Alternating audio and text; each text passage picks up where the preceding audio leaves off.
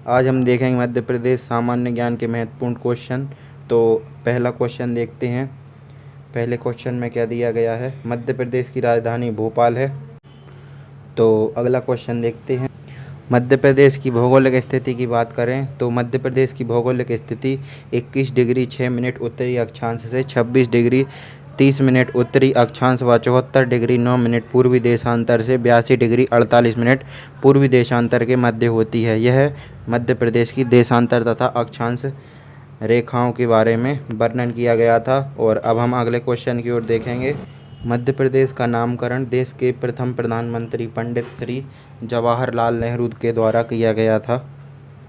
मध्य प्रदेश का सबसे बड़ा शहर इंदौर है और यह पिछले 4 वर्षों से स्वच्छता में भी नंबर 1 है। मध्य प्रदेश का सबसे स्वच्छ शहर इंदौर है और सबसे बड़ा शहर भी है। यह भारत का भी सबसे स्वच्छ शहर है क्योंकि यह पिछले 4 वर्षों से लगातार स्वच्छता में नंबर 1 आ रहा है। मध्य प्रदेश में कई बोलियां बोली जाती हैं, परंतु अधिकतर मात्रा में सभी लोग हिंदी ही बोला करते हैं, जो कि एक भाषा है। मध्य प्रदेश की राजकीय भाषा भी हिंदी ही है।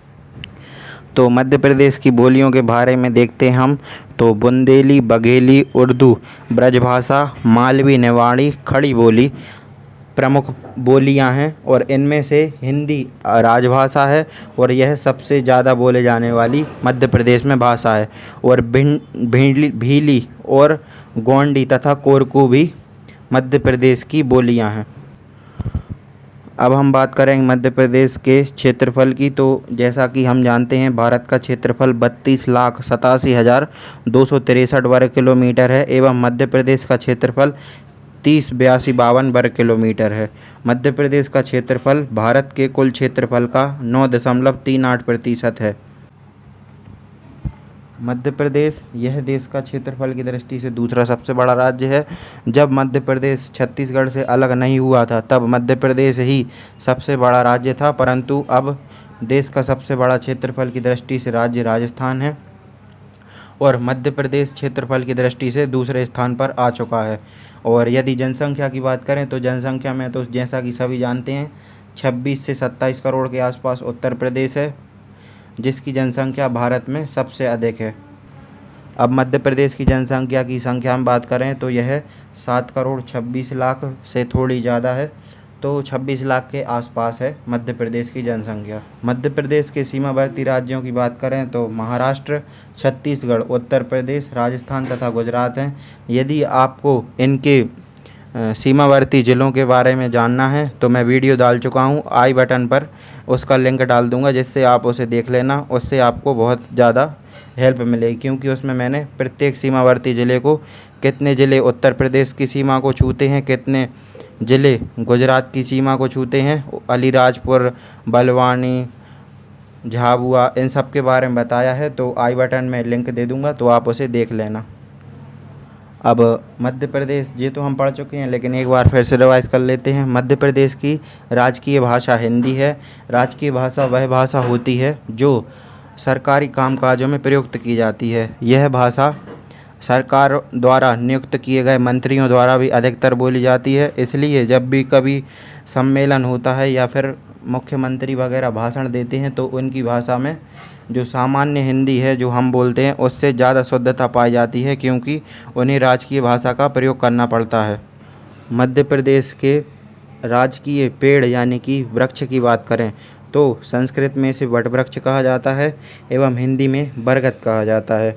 आप ऑप्शन में चेक कर लेना, यदि वट वृक्ष लिखा है तो वट वृक्ष सही है और नहीं तो बरगद तो लिखा ही होगा। मध्य प्रदेश का राजकीय वृक्ष बरगद या वट वृक्ष है। अब हम बात करते हैं मध्य प्रदेश के लोक नाट्य की, जिसमें खम्ब स्वांग, राई स्वांग, कठपुतली, गम्मत माच और तेजाजी की कथा आदि मध्य प्रदेश के राजकीय नाट्य हैं, जिनमें से तेजाजी की कथा जबलपुर के आसपास के इलाके में बहुत प्रचलित है और राई करीला के आसपास में अधिक प्रचलित है। अब बात करें आरक्षित सीटों की, तो मध्य प्रदेश तथा भारत में आरक्षण के प्रावधान की व्यवस्था की गई है। जो पिछड़ी जातियां हैं या फिर अनडेवलप्ड जातियां हैं उनके लिए आरक्षण प्रदान करती है मध्य प्रदेश सरकार, या कहें तो भारत सरकार। तो देखते हैं उनके लिए कितनी सीटों का प्रावधान किया गया है लोकसभा तथा राज्यसभा में। हाँ, तो सबसे बड़ी सीट मतलब राज्यसभा होती है सबसे बड़ी सीट, उसके बाद लोकसभा। तो देखते हैं लोकसभा में अनुसूचित जनजाति के लिए कितनी सीटें प्रावधानित की गई हैं। इनकी संख्या 6 है। तो देखते हैं मंडला, शहडोल, बैतूल, धार, खरगोन, रतलाम, इनमें अनुसूचित जनजाति के लिए सीटें आरक्षित की गई है। इनकी संख्या की बात करें तो इनकी संख्या 6 है। मतलब आरक्षित करने से मतलब कि यहाँ पर यदि चुनाव होंगे तो फिर वहाँ पर अनुसूचित जाति का कैंडिडेट ही पास होगा। मध्य प्रदेश में उपलब्ध सीटों की बात करें तो लोकसभा की सीटें 29 हैं, विधानसभा की सीटें 230 और एक इंडियन के लिए आरक्षित है। उसमें से राज्यसभा की बात करें तो राज्यसभा की सीटें मध्य प्रदेश में 11 सीटें हैं।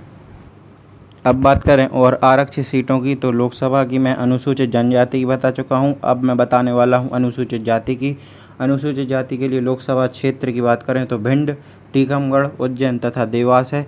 इनकी 29 में से संख्या 4 है। इस प्रकार 4 + 6 10 हो गया है, यानी कि 29 सीटों में से 10 सीटें अनुसूचित जाति तथा अनुसूचित जनजाति के लिए आरक्षित की गई है और इनकी संख्या 4 है। अनुसूचित जाति के लिए आरक्षित सीटों की संख्या 4 है तथा अनुसूचित जनजाति के लिए 6 है। तो इस प्रकार से 29 में से 10 सीटों का आरक्षण का प्रावधान मध्य प्रदेश में किया गया है। यह सीटें लोकसभा की हैं। अब बात करें हम विधानसभा सीटों की तो विधानसभा सीटें 230 हैं। एक एंग्लो इंडियन के लिए आरक्षित है और अनुसूचित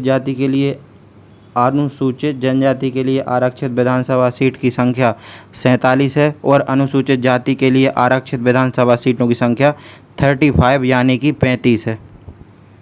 मध्य प्रदेश का राजकीय खेल मलखम्ब है। यहाँ पर राष्ट्रीय और राजकीय लिखा है, लेकिन मध्य प्रदेश का जो राजकीय खेल है वह मलखम्ब है।